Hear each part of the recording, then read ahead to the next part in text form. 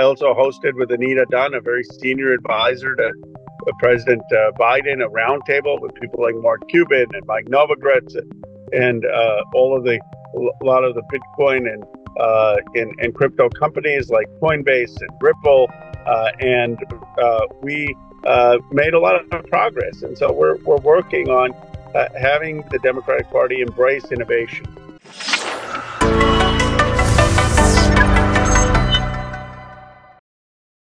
This content is brought to you by Uphold, which is one of the top crypto platforms out there, which allows you to easily buy, sell, trade Bitcoin and the top altcoins in the market.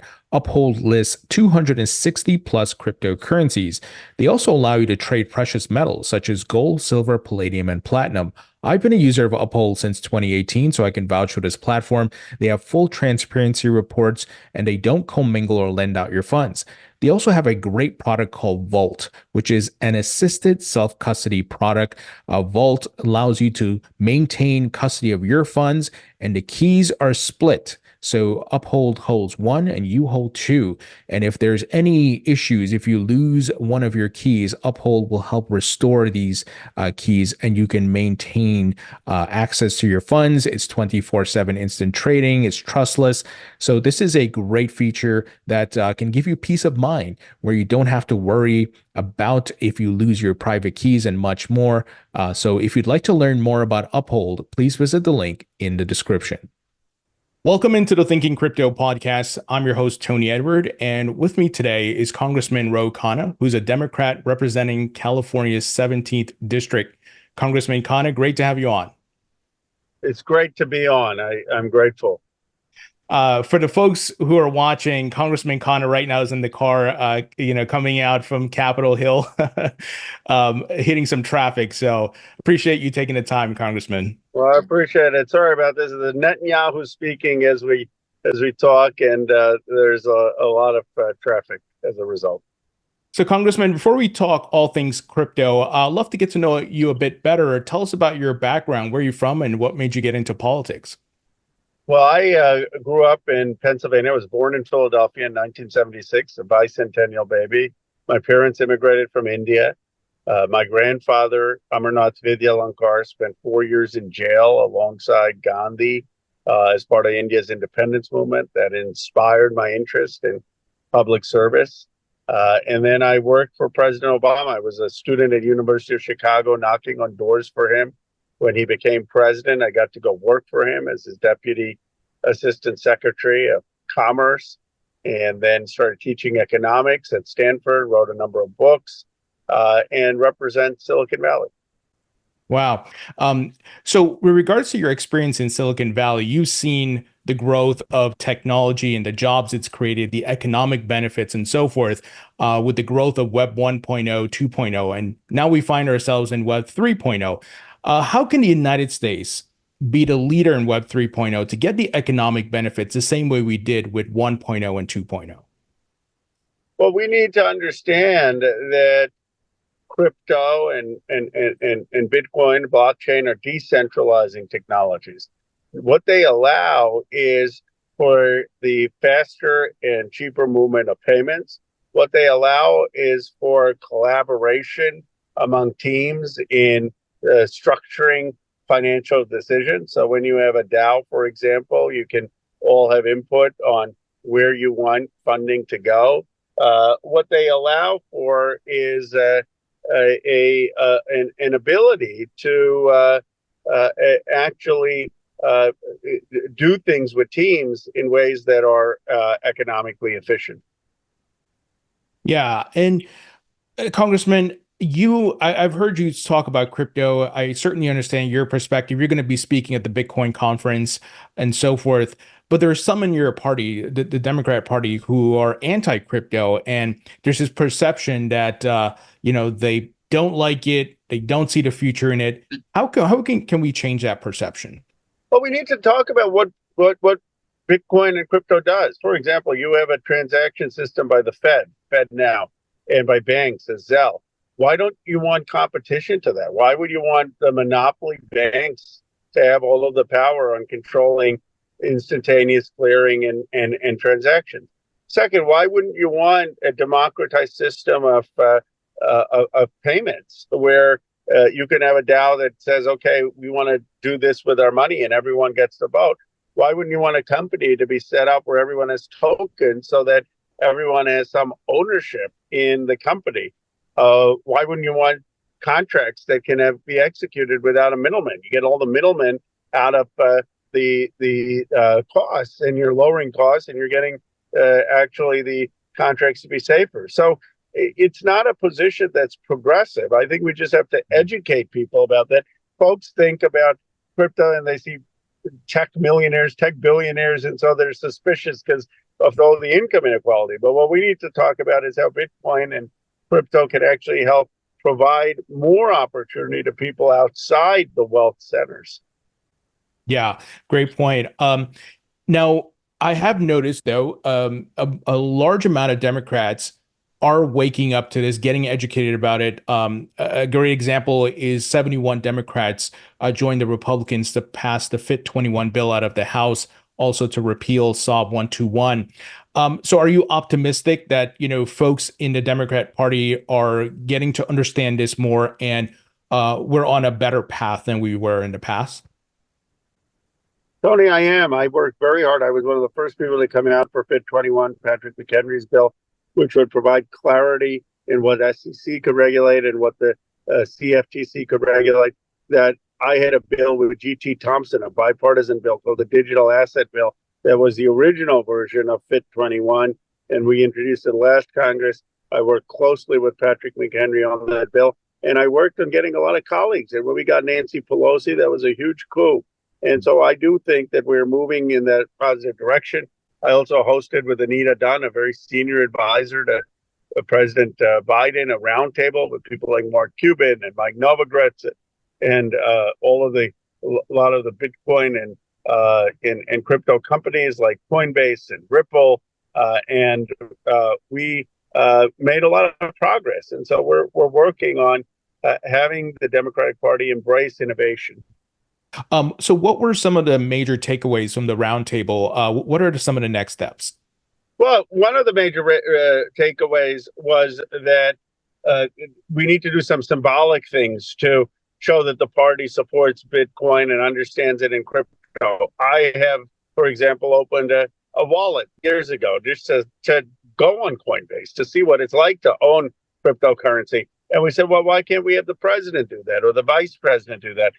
We need to show that we have a new regulatory framework for stablecoins, for blockchain and crypto. That we need to meet more with crypto entrepreneurs and leaders in the Congress and others to be more educated. And so I am working to do that. It's one of the reasons I accepted the such a high profile speech at the Bitcoin conference. I think I'm going to be one of the only prominent Democrats there.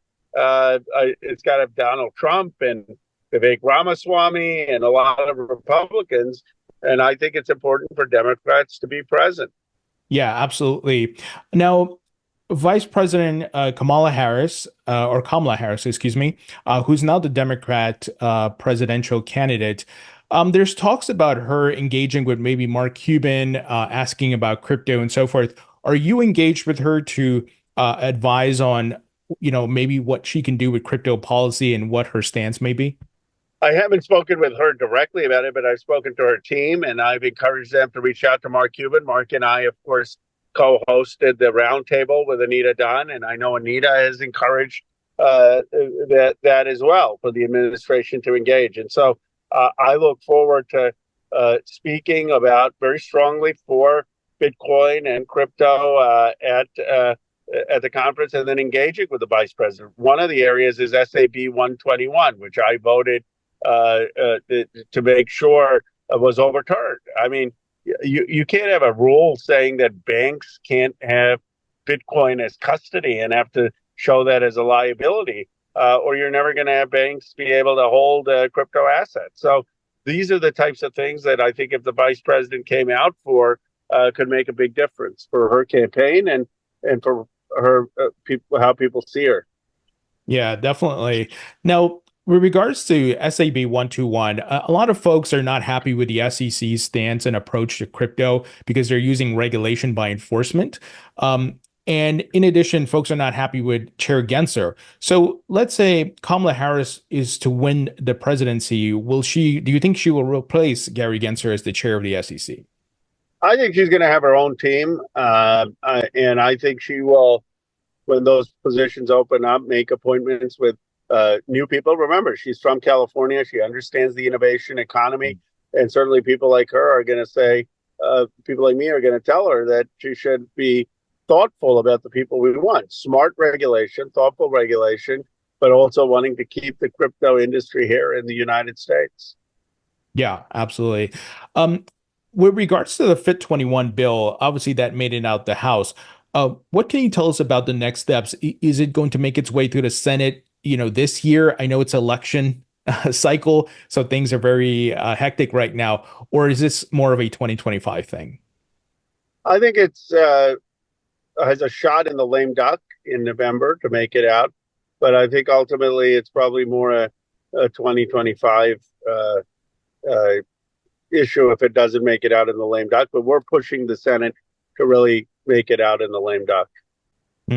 Are there any updates around stablecoin regulations? Because FIT21 is the market structure, but we haven't seen any movement to vote on a stablecoin bill. Any updates there? I'm pushing it with Judge Gottheimer.